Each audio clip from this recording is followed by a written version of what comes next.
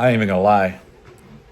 Working on these projects, working on these tools has been more of a pain in the butt than I thought it was gonna be. It's a lot more difficult than I actually expected.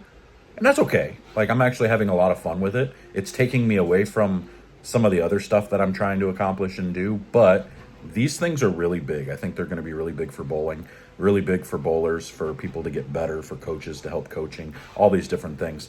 So I made some modifications to the Pinpoint Plus, changed some things.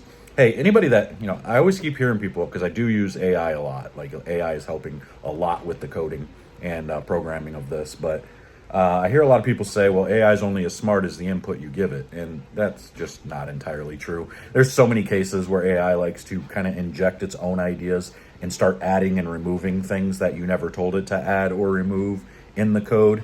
And then it sometimes can take me, because I'm not a code expert, sometimes it takes me an hour or 2 hours to realize why something's not working. And it's because they added this or they took this away when they shouldn't have.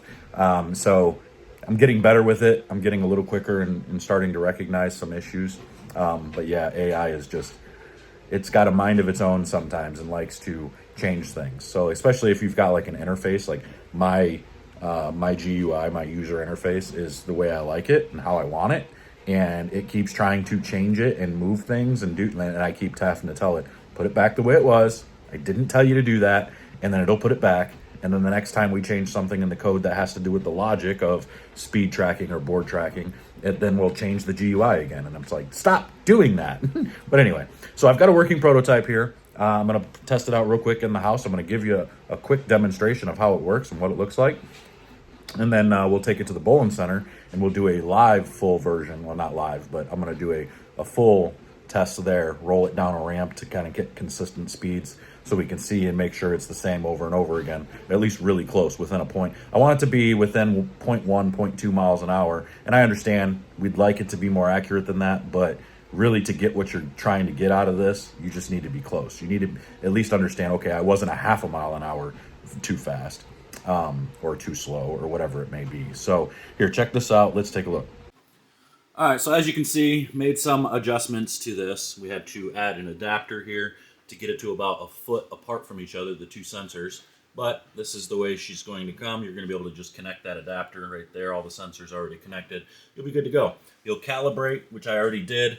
And then, because you'll see I have about board 5 there, board 35 down there, measured out at about 31.5-ish inches, which is about the distance between board 5 and 35. And so what we do is then we just roll a ball past it. It hit about 8.9 at 2 miles an hour. Let me see if I can throw one a little bit faster here. 10.2 at 3.4 miles an hour. So that's pretty close. That's pretty good. But here's the cool part, is it connects to your phone. So when I roll a ball past now, it updates both on the machine and on the phone, which is pretty neat. So this will be available here pretty soon. I'm taking it tonight to go test the actual speeds and see how we've got and see how accurate it actually is. I'm going to roll the ball down a ramp and see if we can get consistent speeds. But right here, it looks like it's doing a pretty good job so far, because clearly watching this, that's not moving very fast. I rolled it too soon. It wasn't ready for it.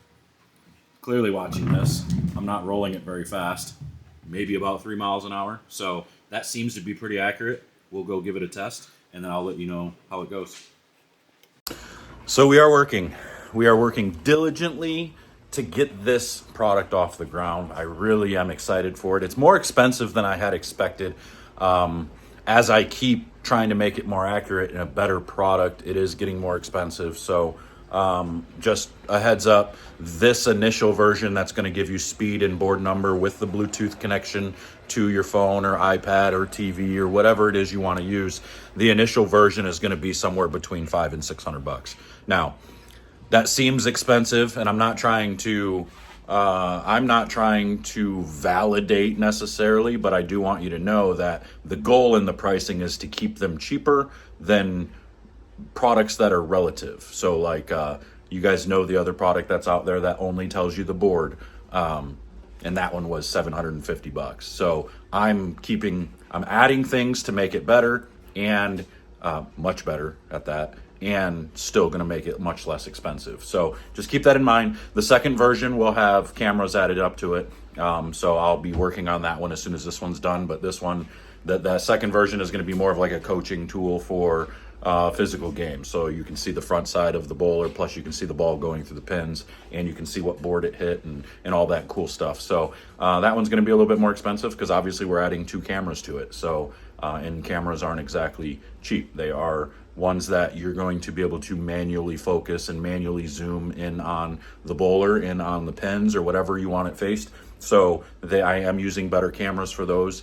and they are going to be higher frames per second cameras, so that way you can slow it down and you actually get good vision of the ball through the pins and of the bowler moving. So when you slow the video down, it doesn't look like a blur. All this stuff doesn't look like a blur. So you have to have what they call global shutter cameras that stay open basically the whole time, so it's not constantly or whatever, So anyway, I'm not exactly sure how they work, but better shutters, so that way you get the high speed type of views. So like when people are moving fast and they turn into kind of like a blur, or they move, these cameras actually make it to where that doesn't happen. So that's the idea, that's the goal, that's the plan. So I appreciate everybody's patience and whatnot.